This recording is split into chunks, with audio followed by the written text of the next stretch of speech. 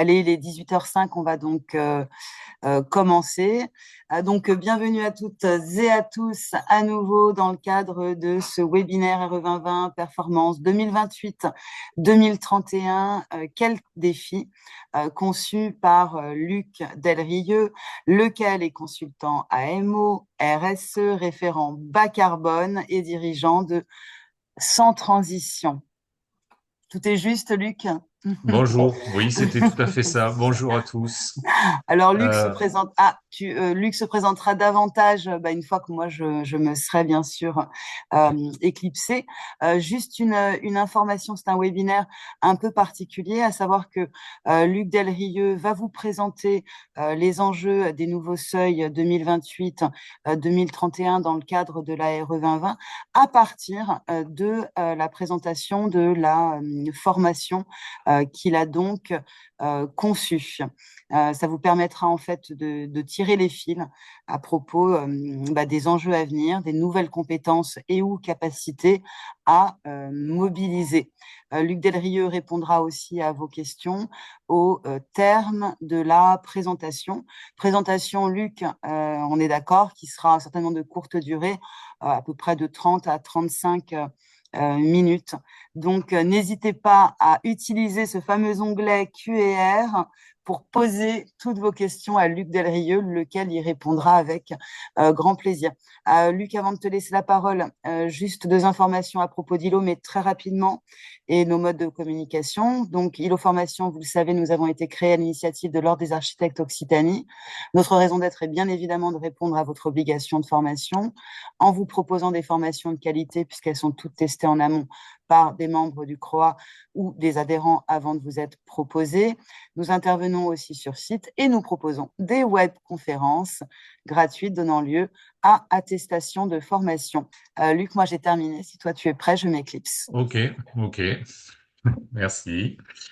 Bon, bonjour à tous. Et voilà, j'ai juste composé un petit, enfin quelques slides pour présenter la formation qui a pour enjeu de vous amener à vous interroger sur les solutions qu'il va falloir apporter à partir des seuils 2028 et 2031 de la RE 2020. Bon.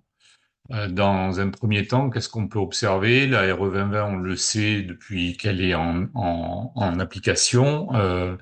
Elle a plusieurs seuils. Quand elle a été en application en 2022, on était à des niveaux d'impact carbone énergie et d'impact carbone construction qui étaient finalement peu performantiels, hein. Il s'agissait plutôt d'une phase d'adaptation pour le secteur de la construction. On entame maintenant une première évolution à partir du 1er janvier, donc depuis quelques mois, sur des seuils qui sont un petit peu plus performantiels. Pour le moment, on est dans des solutions constructives qui finalement sont assez proches de la façon conventionnelle que l'on a toujours eue pour construire depuis, on va dire, plus d'un demi-siècle. Façon de construire conventionnelle qui ne se posait pas de questions vis-à-vis de l'impact environnemental dans son ensemble. Bon, ce que l'on peut voir dans l'évolution des seuils à partir de 2028 et qui n'est pas fatalement visible à l'œil nu quand on regarde la progression, par exemple, de lycée construction, en fait, d'une phase 2025 à une phase 2028. Ce n'est pas vraiment linéaire en réalité. Derrière, il se cache des réductions d'émissions de carbone qui vont générer, à partir de 2028, de nouvelles formes de construction, de nouveaux systèmes constructifs. En utilisant la maçonnerie et l'ossature béton lourde, en fait, avec une infrastructure lourde, on arrivera difficilement à atteindre des niveaux du type 580 kg de CO2 par mètre carré. Donc, il va falloir adapter, transformer notre façon de construire de façon assez radicale. Voilà. Donc, c'est dans cette orientation-là que j'ai conçu la formation, tout en revenant sur la méthodologie, et on va le voir sur quand même les rappels des fondamentaux de la RE 2020. Voilà. Donc, ce que je peux vous dire là, c'est que en fait, la marche, elle se situe ici, entre 2025 et 2028, et c'est une marche qui va être quand même assez considérable. Pour ce qui est de l'impact carbone-énergie, qui est le deuxième indicateur garde-fou de la RE 2020, on s'aperçoit que, alors j'ai constitué un tableau parce que dans le tableau du référentiel du ministère, en fait, on a des tableaux qui indiquent le CEP d'un côté et puis de l'autre côté, on a d'autres tableaux qui indiquent l'IC énergie. En fait, si on regroupe tout ça, eh bien là, on peut constater quoi? On peut constater d'abord que le CEP, donc les consommations d'énergie primaire globales, et le CEPNR, qui est qui représente en fait la consommation d'énergie primaire non renouvelable, c'est-à-dire tirée du réseau, en fait, ces seuils-là, ces garde-fous-là n'évoluent pas. Et pourtant, on est en train de dire qu'on va, de façon assez importante, baisser les émissions carbone globales du projet. Donc, en fait, on peut considérer que se fier à ce niveau de CEP, qui est le même depuis 2022 et qui sera le même en 2028, n'est pas fondamentalement la solution. C'est assez trompeur de penser qu'on va pouvoir continuer à émettre, enfin, à consommer 85 kWh d'énergie primaire mètre carré de plancher par an, alors que l'objectif est de réduire fortement l'impact carbone du projet dans sa globalité et sur un cycle de vie de 50 ans. Je rappelle que le calcul carbone, il est réalisé sur un cycle de vie de 50 ans, ce qui sous-entend pour la construction d'un bâtiment et son cycle de vie au moins 48 ans d'exploitation. Donc des émissions carbone liées aux consommations d'énergie sur 48 ans. Ça veut dire quoi? Donc ça veut dire que il va falloir travailler sur un bâti qui sera fatalement beaucoup plus performant et qui sera largement en dessous de ces niveaux de consommation d'énergie primaire. Donc ça, ce que je vous dis, c'est quoi? Un projet conforme à l'impact carbone-énergie sera-t-il automatiquement conforme à l'IC construction? Ben, vous avez compris, non. Non, je pense que ce n'est pas rationnel d'envisager de continuer à avoir des bâtiments et donc des bâtis avec un bébio qui soit constant et qui n'évolue pas à la baisse vis-à-vis de la façon dont on a construit les bâtiments depuis 2022. Alors, ce que j'avais, ce que j'ai envisagé dans la formation pour intégrer d'entrée de jeu le sujet, c'était en fait répondre, parce que c'est ce que fait la RE 2020, répondre à la double injonction environnementale. Un, réduire les émissions de gaz à effet de serre, ça, on est totalement impliqué. Et deux, s'adapter au réchauffement climatique. S'adapter au réchauffement climatique, ça va vouloir dire surtout s'adapter, en fait, faire en sorte que le bâtiment soit résilient vis-à-vis d'épisodes caniculaires, notamment dans le sud de la France, mais on voit très bien que à l'échelle du territoire, même dans le nord de la France, maintenant, on commence à vivre des périodes caniculaires assez importantes l'été.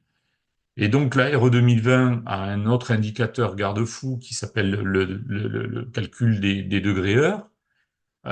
Et je rappelle que les degrés heure, le niveau de degrés heure en dessous de 350 degrés indique qu'un bâtiment est bien conforme à cet objectif de confort d'été, mais que entre le seuil bas et le seuil haut, 1250 degrés heure, On a une zone dans laquelle se situent la plupart des bâtiments de logement, parce que de toute façon, au-dessus de 1250 degrés heure, le bâtiment sera non conforme. Et en fait, la RE 2020 a carrément fait volte-face vis-à-vis de la RT 2012, puisque on est passé d'une situation réglementaire où on n'avait pas le droit de climatiser les bâtiments, notamment de logement, euh, à une solution où la réglementation elle-même impose des consommations fictives, même si vous n'installez pas de climatisation, dans la mesure où vous êtes au-dessus de 350 degrés. Donc là aussi, on va voir que dans la formation, on va voir que la problématique, c'est plus tellement de répondre aux besoins de production de chaleur. On sait faire en consommant très très peu, à partir du moment où on a un bâti performant, mais ça va être aussi de trouver des solutions pour que le bâti ne génère pas une consommation d'énergie complémentaire systématique pendant les périodes chaudes en été. Alors je vous dis, sobriété énergétique et climatisation sont-elles deux orientations compatibles? Ben, évidemment que non. Ça veut dire qu'il va falloir modifier de façon assez importante notre approche en termes de résistance thermique du bâti. Alors, le programme de la formation, il se décompose en 4 chapitres avec une introduction au départ. L'introduction, elle vise à répondre à votre besoin, je pense, d'argumentaire, c'est-à-dire reprendre l'approche globale au niveau national des orientations des plans comme la stratégie nationale bas carbone, le plan national d'adaptation au changement climatique et la programmation pluriannuelle de l'énergie. On va dire, ces trois documents-là, qui sont des feuilles de route en réalité, la SNBC 3 et le PNAC 3, la PBE 3 sont en train de sortir. Le PNAC 3 a été publié le 10 mars, c'est très récent. La SNBC 3, à ma connaissance, ne l'est pas encore, mais on est toujours dans la phase de concertation. On est à la fin de la phase de concertation et on va voir arriver la feuille de route dans très peu de temps. C'est la même chose pour la PPE 3. Euh, En fait, je considère que euh, le métier d'architecte est au cœur de ces enjeux parce qu'il faut comprendre le contexte national et l'orientation nationale vers une neutralité carbone annoncée en 2050 pour pouvoir en fait argumenter notre façon comment dire, de concevoir les bâtiments neufs aujourd'hui.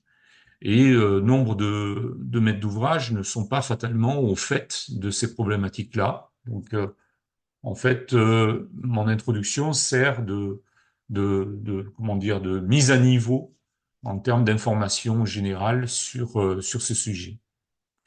Ensuite, on a un chapitre, donc la première demi-journée, elle s'articule sur l'introduction et le chapitre 1. Où je vais repasser en revue le contexte réglementaire, la formation que j'avais réalisée en fait pendant 2, 3 ans qu'on a dispensé avec l'ADEME euh, était vraiment orientée sur le fonctionnement du moteur de calcul de la RE 2020, aussi bien sur le plan thermique que carbone. On repassera en revue ce fonctionnement-là de façon un peu plus rapide, euh, en passant en revue surtout les principaux garde-fous et les principaux indicateurs de la RE 2020 en les détaillant. Ce qu'on peut constater, là je vous ai mis un extrait d'un interview de Franco Vorka, qui est président de la ICVF, donc des ingénieurs pour la clim, ventilation et froid. Et, euh, et en fait, il nous dit quoi? Il nous dit que le but, c'est maintenant d'absorber l'énorme saut de la RE 2020. Donc ça, c'est une réalité. Pour exercer le métier d'architecte aujourd'hui, c'est pas toujours simple. On n'est pas toujours, vous n'êtes pas toujours entouré de bureaux d'études qui ont passé ce cap, qui ont compris que la réflexion sur le plan thermique, par exemple, doit avoir son pendant au niveau carbone, et que certaines solutions thermiques ne sont plus du tout à l'ordre du jour, même si elles étaient efficaces, hein, en soi. Euh, pour lui, il y a réellement un enjeu à ce que la totalité des bureaux d'études, aussi bien structure, thermique, etc., soient formés. Et il pense que ça va prendre encore du temps. Donc c'est l'ensemble de la filière qui doit vraiment avancer vers ça. Euh, donc dans ce chapitre-là, on passe en revue la RE 2020. Et puis la deuxième chose, je vous présente un projet qui me sert d'étude de cas pendant toute la formation et qui est un bâtiment qui est construit, qui est occupé, qui est un bâtiment d'accueil de loisirs sans hébergement, en fait, de plus de 2000 mètres carrés, et qui a été conçu en 2019, qui était très très performant, qu'on a présenté à la certification, donc au label E4C2 B++, donc il est positif, c'est un bâtiment qui est positif, et au label BBCA, et donc qui est au niveau performance. Ce bâtiment-là, il est suivi pour ses consommations depuis qu'il est occupé. Donc, ça fait 2 ans qu'il est occupé.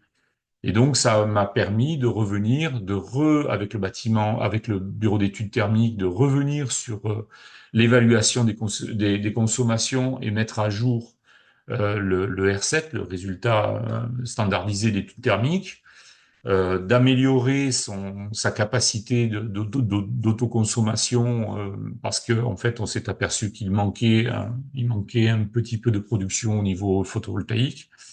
Voilà. Et ce bâtiment-là, quand on l'a remouliné à la RE 2020, puisqu'il était au départ calculé sous 4C2, donc avec le moteur de calcul RT 2012 étendu, en fait, on s'aperçoit qu'il est conforme à la RE 2020, niveau 2028 et 2031. Donc, en fait, les approches que l'on a mises en œuvre il y a déjà 5 ans, en fait, au moment de la conception, sont toujours d'actualité et fonctionnent parfaitement pour atteindre ce niveau-là. Le deuxième chapitre, en fait, la deuxième matinée, ça va être une matinée euh, orientée sur la méthode, la méthodologie. Donc, on va revenir en détail sur la modification d'organisation, de phasage des études qu'impose la RE 2020. Elle impose déjà une chose, c'est de déterminer, en tout cas de s'engager sur un niveau d'émission carbone au moment du permis de construire. Et en imposant ce phasage-là, le législateur réforme complètement l'approche et la décomposition loi MOP que l'on a connue jusqu'à aujourd'hui. Ça veut dire que pour faire un bilan carbone, globalement, il faut avoir réalisé au moins le pro et être rentré dans un détail de conception qui n'était pas fatalement réalisé jusqu'à aujourd'hui, notamment dans la typologie logement et notamment derrière des maîtres d'ouvrage privés professionnels de type promoteur, qui, eux, ne fonctionnent pas comme ça. Donc, en fait, on s'aperçoit qu'en termes de méthodologie, on a d'un côté une maîtrise d'œuvre qui a une façon de s'organiser et de décomposer le phasage des études qui ne correspond pas et qui entre en conflit même avec certains maîtres d'ouvrage professionnels. Donc, il va falloir retravailler sur ça. Alors, je vous dis que le bâtiment, en fait, le secteur du bâtiment contribue à la dégradation sur 8 impacts environnementaux, on va dire principaux. Euh, et, et on va repenser ça. Comment on intègre finalement dans la conception d'un bâtiment la réduction des impacts environnementaux dès l'origine et je dirais même avant d'avoir réalisé l'esquisse du bâtiment. Il y a un certain nombre de questions à se poser dès le départ. Et ces questions-là, il va falloir se les poser de façon collective, parce qu'on s'aperçoit que ce n'est plus possible finalement de concevoir un bâtiment, de faire une esquisse d'un bâtiment, en tout cas à mon sens, euh, euh, et de la réaliser par un acteur unique. Voilà. Ça devient la prise en compte de tous les paramètres, en réalité, euh, ça devient trop complexe pour prendre en compte tous les paramètres par un seul acteur. Donc le troisième chapitre, donc troisième demi-journée, sera consacré au système constructif. Donc là aussi, je vais revenir sur des fondamentaux qui vont permettre de comprendre comment dire, les relations qu'il peut y avoir entre l'impact carbone-énergie et l'impact carbone composant ou l'impact carbone construction. L'impact, l'impact carbone construction, en réalité, ce sont les émissions de gaz à effet de serre du chantier et des composants qui ont servi à construire le bâtiment. Donc là, on va beaucoup parler de matériaux biosourcés parce que effectivement, l'approche vers des solutions RE 2020, niveau 2028, euh, est, comment dire, conditionnée par l'utilisation de plus en plus importante, massive, on va dire, en termes de volume, de matériaux biosourcés.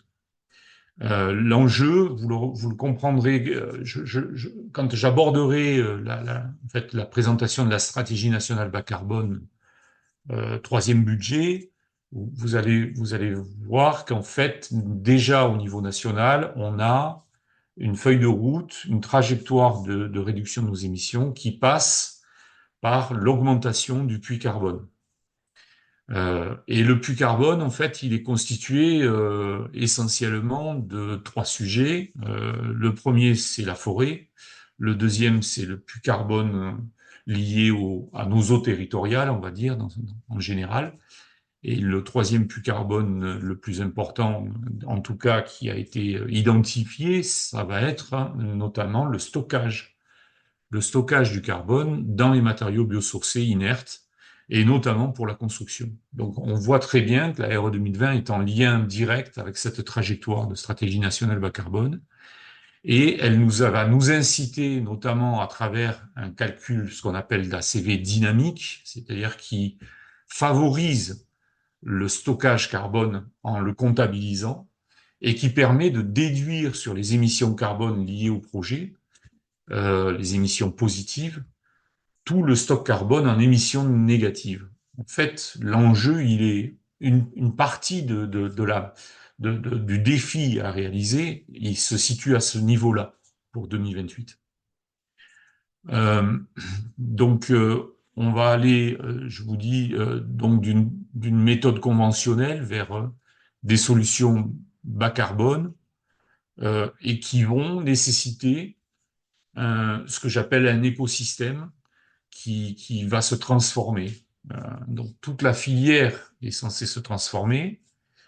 Ça va vouloir dire que dès le départ, même avec le maître d'ouvrage, il va peut-être falloir commencer à se poser des questions sur l'approvisionnement local, passer en circuit court, comment on s'approvisionne par exemple en bois, est-ce qu'on passe des conventions avec des organismes territoriaux du type bois du Massif central, bois des Pyrénées, bois des Alpes, comment on met en œuvre cette organisation-là, euh, s'appuyer sur des conseillers techniques pour les produits sous ATEC, parce qu'évidemment, on a un certain nombre de solutions maintenant à disposition, mais qui n'ont pas toutes qui ne sont pas toutes conformes à un DTU, donc qui sont encore sous des avis techniques, on va dire, qui sont récents.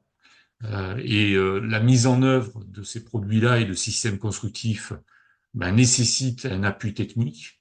Des bureaux d'études formés au calcul en ACV, vient d'en parler, c'est évident que ce soit pour la structure ou pour la thermique ou pour l'acoustique, il va falloir effectivement, ou pour le VRD par exemple, il va falloir que les bureaux d'études qui vous entourent aient vraiment pris en compte la mesure de calcul carbone, et il va falloir les impliquer. Parce que pour le moment, ce qu'on peut observer quand j'accompagne des projets, c'est que souvent c'est l'architecte qui porte à lui seul quasiment la responsabilité des émissions carbone au final. Comment on contractualise ça dans les faits, en termes d'organisation de l'équipe de maîtrise d'œuvre? Euh, il va falloir aussi un économiste qui s'est adapté à la démarche du coût global, c'est-à-dire qu'en fait, certes, le coût constructif est important, mais certaines orientations euh, conduisent à constater un coût immédiat ou constructif euh, en, en, en hausse, mais réfléchi et argumenté sur le plan du coût global, ça apporte finalement un argumentaire qui est intéressant et qui peut être même très intéressant pour le maître d'ouvrage, que ce soit une collectivité territoriale ou que ce soit un promoteur. À l'heure actuelle, on vend un véhicule électrique en fonction de son autonomie et finalement de son coût au kilomètre. Je pense qu'on est en train d'arriver à la même chose pour un logement. On commence à acheter des logements maintenant en fonction aussi de sa catégorie, de sa classe énergétique et de ce qui va engendrer comme coût de maintenance et d'exploitation. Donc il y a vraiment de l'argumentaire à apporter aux maîtres d'ouvrage professionnels, on va dire aux promoteurs, pour que ils puissent reporter cet argumentaire sur le plan au niveau de la commercialisation. Et puis, bon, évidemment, dans cet écosystème, on ne peut pas oublier les entreprises. Entreprises qui, à l'heure actuelle, n'ont pas toutes effectué leur transformation. Entreprises, par exemple, de gros œuvres qui ne sont pas toutes passées à l'ossature bois, alors que on va, en 2028, fatalement, faire appel beaucoup plus à l'ossature bois qu'à la maçonnerie. Donc, ça va vouloir dire que dans l'écosystème qui est autour de vous, il va peut-être falloir préparer aussi les entreprises que vous avez fidélisées et commencer à initier ça pour qu'en 2028, tout le monde soit prêt. Parce que à ce moment-là, il y aura urgence et il nous faudra fatalement augmenter le nombre d'acteurs qui, pour le moment, sont des spécialistes et qui devraient devenir finalement des acteurs de solutions courantes. Alors, deux questions, en fait. Quelles sont les caractéristiques communes des matériaux bas carbone? Enfin, voilà, on va approcher ça de façon détaillée. Alors, on s'aperçoit qu'il y a des caractéristiques communes.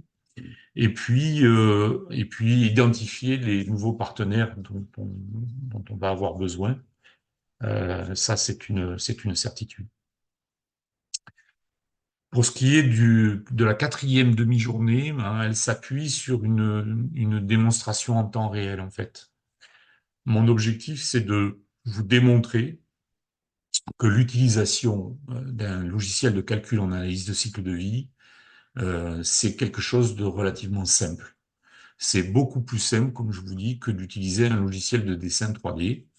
Euh, et, euh, et si j'arrive à vous convaincre, vous vous apercevrez qu'en utilisant un logiciel d'analyse de cycle de vie, ça va être pour vous une aide considérable pour pouvoir manager la conception d'un bâtiment depuis l'esquisse jusqu'à la réalisation finale, en pouvant réaliser du suivi en exé et en pouvant évaluer surtout les niveaux d'émissions carbone au fur et à mesure de la définition du projet en conception.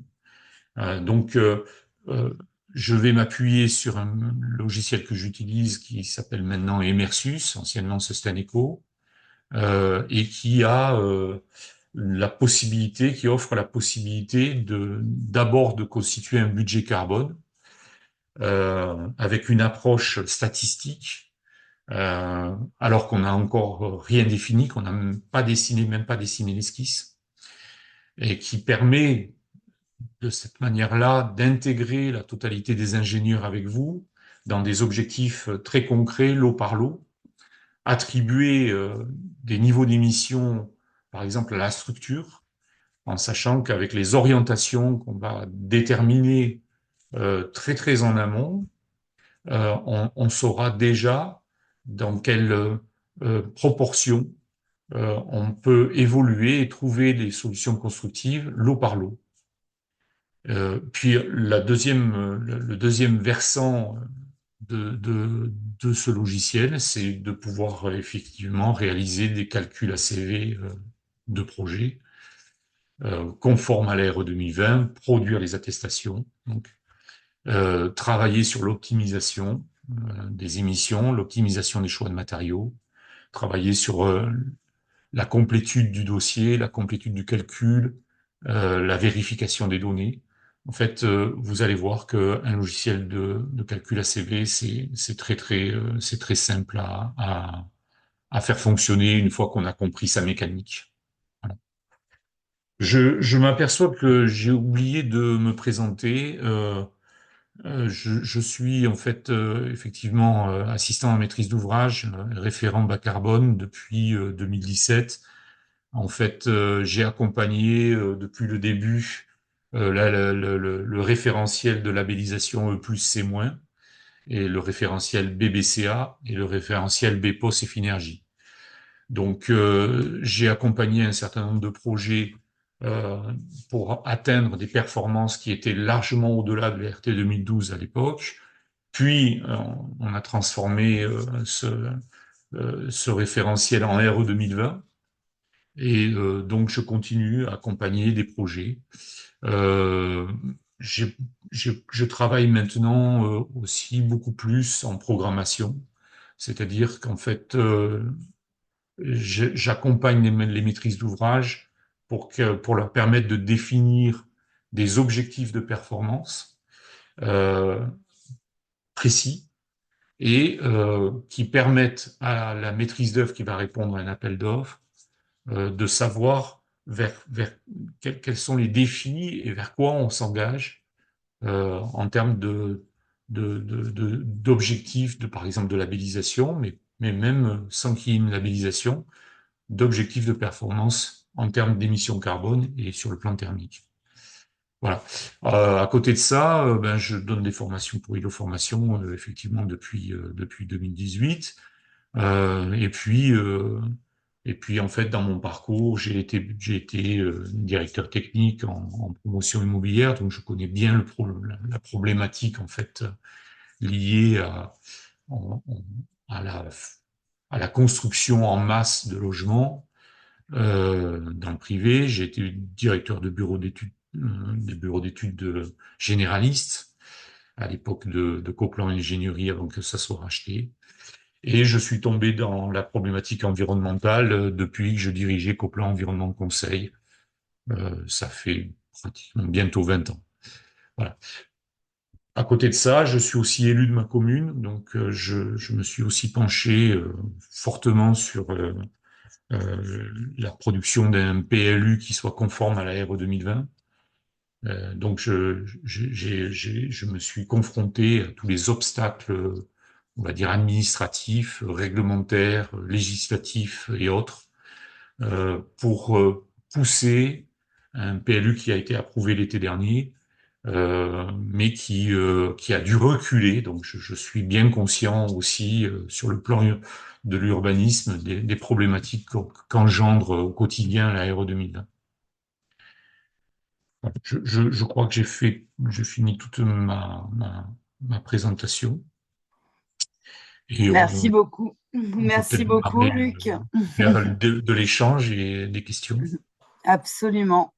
Donc là, c'est le temps d'échange, hein, c'est l'occasion, le moment de poser vos questions à Luc Delrieux, même à propos de la RE 2020, on a bien vu dans le recueil de données initial, il pouvait même y avoir des questions aussi à propos de la RE 2020 en tant que telle, peut-être des questions à propos des seuils à venir, compétences, capacité à mobiliser? Ou toute autre question, Luc Del Rio y répondra avec grand plaisir. Vous pouvez poser ces questions dans l'onglet QR, encore une fois, en bas de votre écran. Si vous cliquez sur cet onglet, une fenêtre s'ouvre et vous avez l'occasion de questionner Luc Del Rio. C'est sûr que le format est compliqué sans pouvoir échanger directement, hein. Bien sûr, mais je peux donner l'occasion à tout le monde de C'est, c'est, parler, c'est- hein. oui, oui, c'est pas comme en formation. Ouais. Pour ceux qui n'ont pas fait de formation en distanciel, on est moins nombreux, donc tout le monde peut ouvrir son micro n'importe quand dans la formation et on peut échanger en permanence. Et tout au long de la formation en 4 demi-journées, on s'aperçoit que petit à petit, en fait, on engage des réflexions communes qui sont alimentées aussi bien par le groupe que par les réponses que je peux apporter. Alors, par exemple, moi, j'aurais une question, c'est que toi, si tu devais là un peu synthétiser les capacités ou compétences à venir de l'architecte à l'aune de ces seuils à venir, euh, quelle transformation tu Oui, mais en identifierais? fait, je peux m'appuyer sur le retour des stagiaires, hein. C'était déjà le cas dans la première formation que je dispensais. Ça a été le cas maintenant dans celle-là, dans cette nouvelle formation.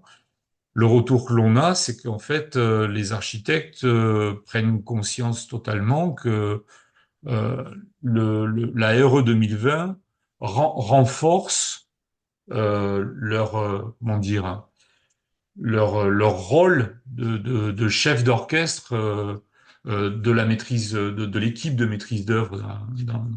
Et donc, pour pouvoir faire ça, pour pouvoir dialoguer avec la totalité des partenaires, il faut quand même avoir une vision très claire. Et cette vision très claire, il faut l'apporter, à mon sens, par finalement des objectifs bien posés dès le départ. Voilà. Et pour les poser, ces objectifs, souvent, il faut les construire ensemble. Voilà. En fait, on peut dire que la méthode de travail, c'est pour ça que je consacre une demi-journée à la méthodologie. La méthodologie, elle est essentielle pour ne pas avoir à faire, à avancer de façon par itération, comme on a eu l'habitude de faire. Parce que maintenant, avec le nombre de paramètres qu'il faut prendre en compte, si tout le monde se fait des va-et-vient et des allers-retours sur une esquisse 3 ou 4 fois, il y a une perte de temps qui est considérable et finalement une perte d'efficacité, c'est évident. Alors, une question, je vois. Bonjour, il existe un avenir réglementaire pour des bâtiments de logement construits en béton, même bas carbone. Euh, on va continuer à utiliser du béton. Mon propos, c'est absolument pas de dire qu'on fera tout en bois. Ceci dit, la, comment dire, la structure d'un bâtiment va évoluer. On utilisera du béton pour tout ce qui est infrastructure. Mais est-ce qu'on va continuer à faire des infrastructures de bâtiments de logement comme on les fait aujourd'hui, c'est-à-dire systématiquement mettre les parkings en sous-sol? Ça, c'est pas une évidence. La deuxième chose, c'est que on va certainement continuer à utiliser encore du béton pour la structure poteau-poutre, voire plancher des bâtiments. Mais on va commencer à marier le béton avec des solutions, ce qu'on appelle mixtes, bois-béton. On voit arriver à l'heure actuelle des solutions bois-béton, même chez les fabricants de matériaux. On a à l'heure actuelle des blocs ou des parois complètes, préfabriquées en agglomérés de bois, liés avec du ciment, où on a complètement exclu l'apport d'agrégats minéraux.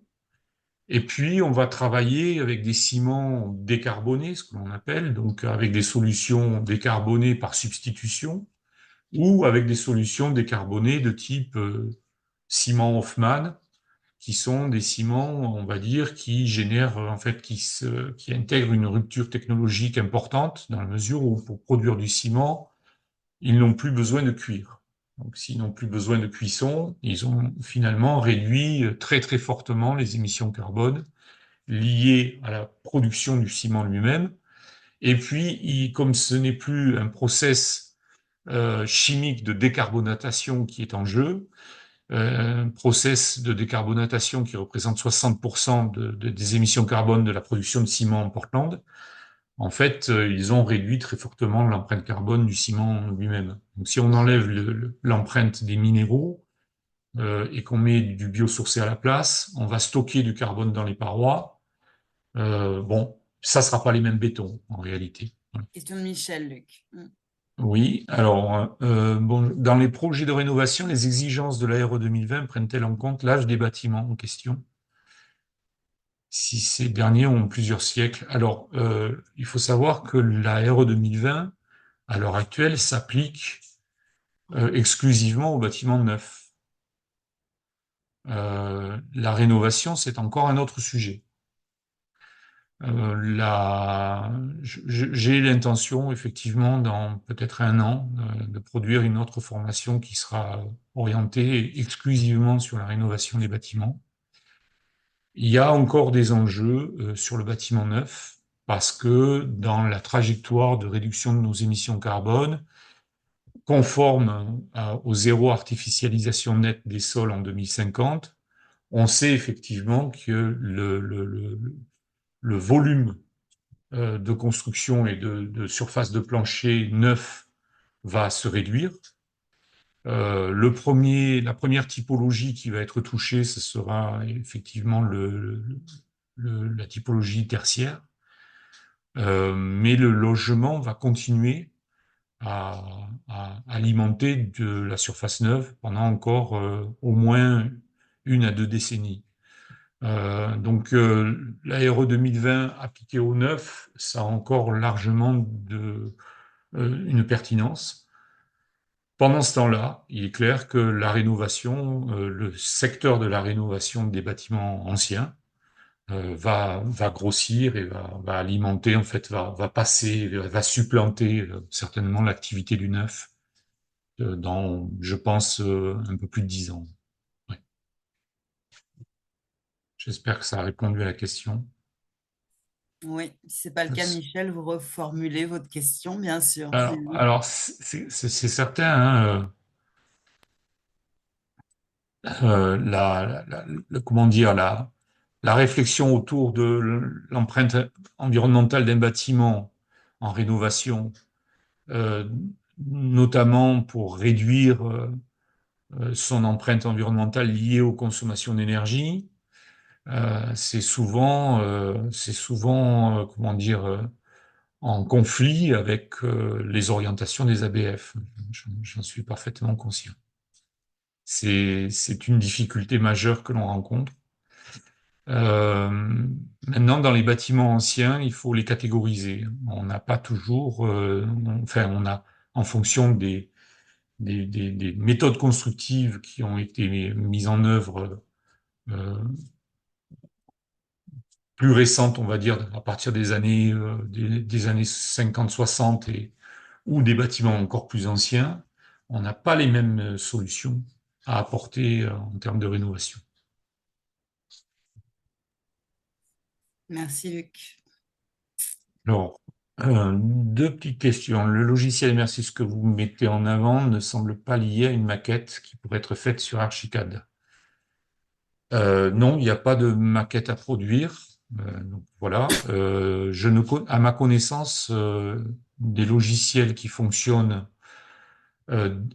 directement en fait, avec une passerelle entre une maquette numérique et le calcul en analyse de cycle de vie direct, qui soit parfaitement autonome et qui fonctionne, j'en connais pas. Alors ça va sous-entendre, ils sont tous en train de travailler sur ce sujet. Tous les éditeurs de logiciels d'ACV, en fait, sont en train d'essayer de faire ça. Ceci dit, ça va nécessiter une définition de maquette numérique extrêmement précise. Le logiciel, lui, il peut pas, comment dire, euh, évaluer par lui-même euh, la distinction, par exemple, entre une porte coupe-feu une demi-heure, une porte coupe-feu une heure, avec un cadre métallique ou avec un cadre bois, stratifié ou à peindre, etc., etc. En fait, ça veut dire que pour arriver à faire cette passerelle-là, il va falloir avoir une maquette qui a une définition qui, pour le moment, pour ce que j'ai rencontré, euh, est rarement atteinte, voire jamais atteinte. Donc, pour ce qui est du logiciel d'analyse de cycle de vie, il faut savoir que l'important, c'est de produire une nomenclature de matériaux. Et ça, par contre, la maquette est capable de la produire. Et à partir de là, vous allez faire l'interface. Et le logiciel va vous aider à faire l'interface. Il y a tout un tas de produits qui sont assez génériques, où il va pouvoir vous apporter la réponse, le choix de matériaux le plus pertinent. Mais vous aurez besoin aussi de revenir. Il va vous aider à revenir sur comment dire, une certaine cohérence de choix par rapport à des matériaux où il n'arrive pas à trouver par lui-même finalement la solution.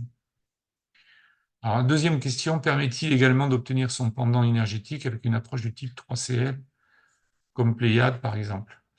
Alors, l'avantage d'un logiciel d'analyse de cycle de vie spécifique, qui ne fait pas de la thermique, c'est sa simplicité d'utilisation. Et c'est pour ça que j'ai pris le parti de vous présenter un logiciel de ce type-là. On a sur le marché des logiciels thermiques qui ont des extensions carbone, mais ils vous font entrer dans un univers de calcul qui est souvent beaucoup plus complexe à manipuler et qui va euh, rebuter beaucoup d'architectes, à mon avis, alors que les logiciels spécifiques à CV sont très ludiques, très ergonomiques, très faciles à utiliser. Et répondre plus, à mon sens, à votre problématique et en termes de gain de temps, surtout.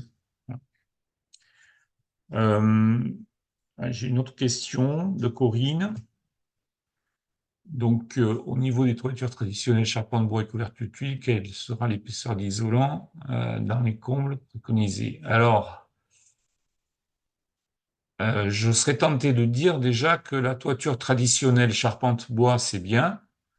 Couverture de tuiles, ça va être plus compliqué. Parce que la tuile, c'est un matériau très émissif. Il y a des chances pour qu'on se pose vraiment des questions sur l'utilisation des tuiles à l'avenir. Pour deux raisons. La première, c'est que on va finalement attribuer une partie du budget carbone à finalement la couverture, qui pourrait être très fortement diminuée avec d'autres solutions constructives. La deuxième, c'est que on va aussi voir des bâtiments qui vont produire une partie de l'énergie consommée. La RE 2020 nous incite fortement à faire ça. Et c'est comme ça qu'on arrive à obtenir des IC énergie intéressants. C'est lié au taux d'autoconsommation et donc à la production d'énergie locale. Et dans ce contexte-là, une toiture en pente, tuile, c'est pas fatalement la meilleure des solutions pour entretenir un parc de production d'énergie photovoltaïque, par exemple. Donc, en fait, vous voyez, la question est très intéressante parce que, comme je vous disais dès le départ, il va falloir réformer son approche. Euh, c'est pas, on n'arrivera pas à trouver des tuiles bas carbone. Voilà. Peut-être qu'il va falloir éliminer les tuiles ou en utiliser beaucoup moins. Voilà. On va penser la chose différemment. Ah oui, merci Boris. Non, non, mais j'ai bien compris. Euh, la question n'était pas fatalement orientée sur le fait d'utiliser un logiciel plutôt qu'un autre. Moi, j'ai pas d'action non plus chez Emersus, hein. Emersus, en réalité, c'est Sustain Eco, où j'ai connu les concepteurs, les trois premiers concepteurs de ce logiciel, qui maintenant ont été rachetés par Aegis. Voilà, en réalité. Mais bon, voilà, c'est un pour avoir utilisé l'extension ACV de Pléiade, oui, effectivement. pour avoir utilisé aussi le premier logiciel d'analyse de cycle de vie qui avait été produit par le CSTB, ben finalement, j'estime que ce logiciel, ce Staneco, est tout à fait pertinent. Euh, alors bien souvent, le PLU impose la toiture en tuiles. Oui, oui, c'est pour ça que je vous ai précisé que j'ai travaillé à la refonte d'un PLU, la refonte totale, euh, et qu'il y a eu effectivement nombre de discussions, notamment avec les ABF, qui n'ont pas encore pris la mesure complète de la problématique environnementale, en tout cas les répercussions sur leur approche à leur approche. Euh, c'est c'est ça, c'est en train de c'est en train d'évoluer. On le sent bien, que ce soit au niveau des ABF, que ce soit au niveau des agréments de la préfecture pour les PLU. Il y a une prise de conscience. De toute façon, il y a des textes de loi réglementaires qui impose d'ici à 2030 aux collectivités territoriales de monter en compétences. Et la montée en compétences générera fatalement un peu plus de souplesse, c'est évident. Alors, est-il possible de justifier une durée de bâtiment supérieure à 50 ans et ainsi réduire l'impact carbone de sa construction? Alors, là, dans cette question-là, il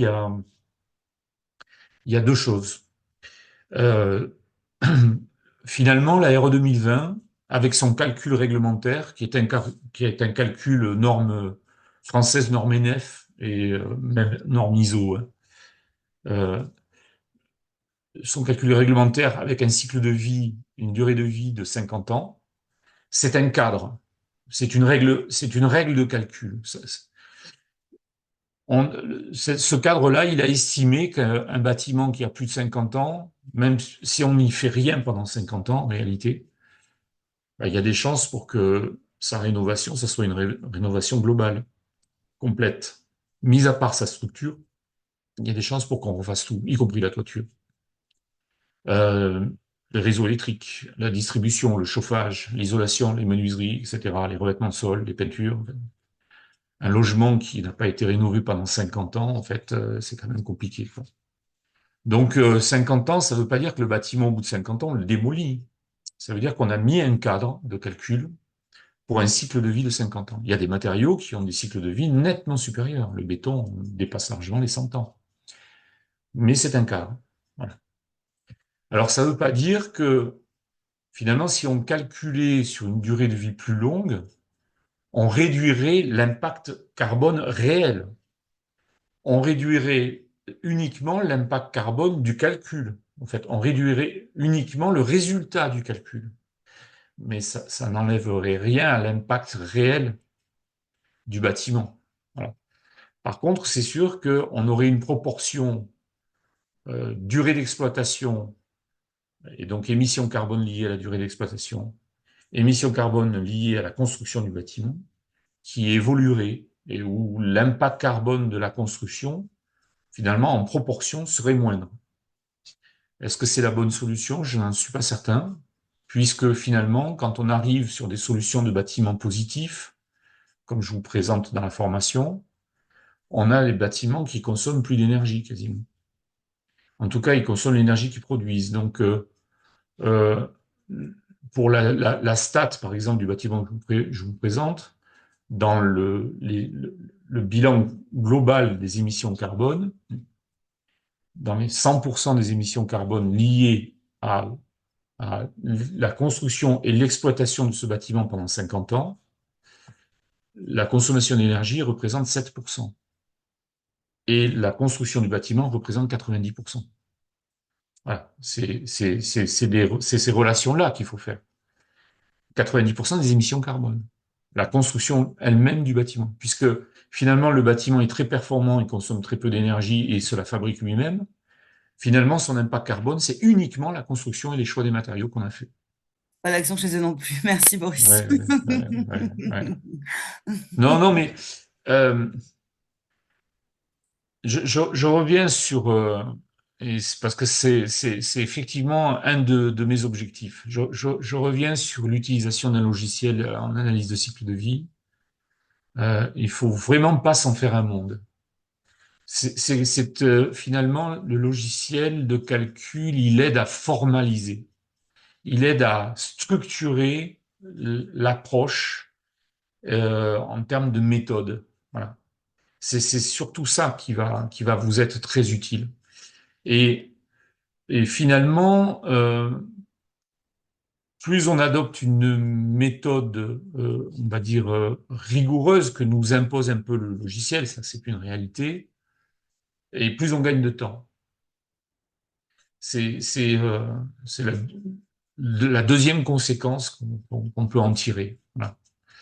Euh, tant qu'on avance sans avoir une approche, on va dire, euh, comment dire, posée en amont en termes de performance, puis un budget carbone défini, parfaitement défini, qui répond aux objectifs de performance, puis un choix et une nomenclature de matériaux qui s'intègre dans le budget carbone qu'on a défini au préalable, tant qu'on n'a pas cette structure-là d'approche, finalement, on va avancer, reculer beaucoup.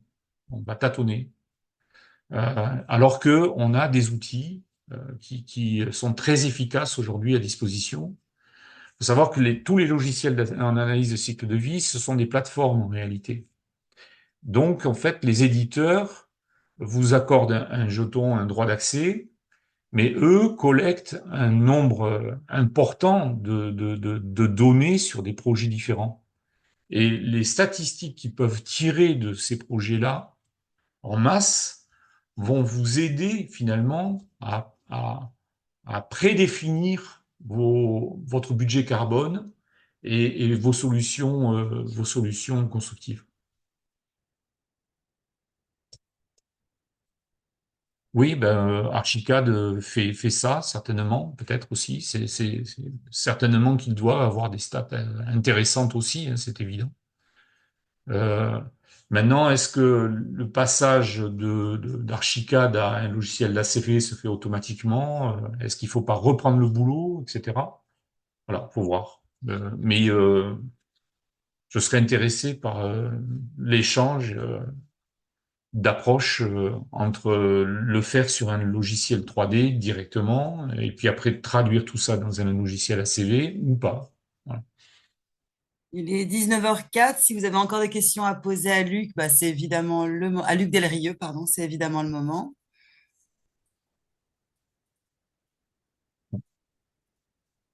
Écoute, Luc, il semble qu'il n'y ait plus de D'autres questions? questions. Et non. Je te remercie grandement pour ton expertise, bah, le partage aussi de cette expertise. Bien sûr, tu n'as pas parlé du Sicoval non plus, mais Non, tu aurais oui, pu. oui, oui, Tu aurais oui. pu. Si, j'accompagne un certain nombre de projets assez intéressants, effectivement. Oui, parce que tu es particulièrement humble, mais voilà, sachez qu'effectivement, là, bah, peut-être le mot de la fin, Luc, hein, si tu devais énoncer en quelques mots, quelques lignes. Oh, ben, en quelques mots, en une phrase, à bientôt, j'espère.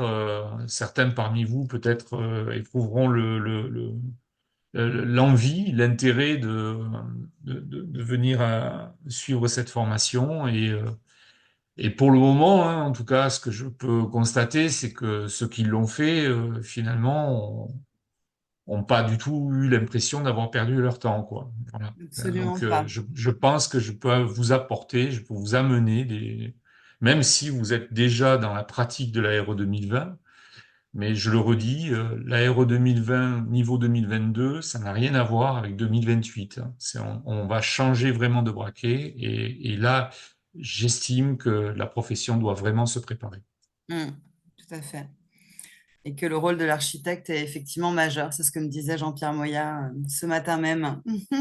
Ouais, oui, oui, oui, C'est un ça, renforcement en fait du rôle de l'architecte, contrairement à ce qu'on pourrait oui, oui, complètement, imaginer. complètement. Voilà, Oui, tu oui, partages aussi. Mm, tu partages. OK. Bon, bah super, il est 19h06. Je vous souhaite une très belle soirée à toutes et à tous. À nouveau, Luc Delrieux, je te remercie grandement. Et Merci à tous. voilà, une belle soirée à tous et à toutes. À bientôt. Au revoir.